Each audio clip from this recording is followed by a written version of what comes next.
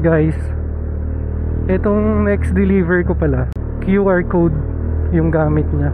So first time ko nakakuha nito, pero nakapagtanong-tanong naman na ako kung paano yung procedure. Makikita natin in actual kung paano nga ba, and para ma-share ko rin sa inyo.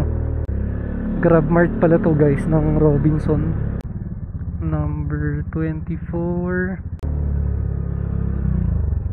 Hello po, Ma'am Abad po.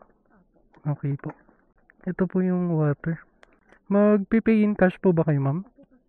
Okay po. Deliver order. Switch. 613 lang po. 1, 2, 3, 50. 387 po. Thank you. Sige po. Confirm payment. Ayan pala guys.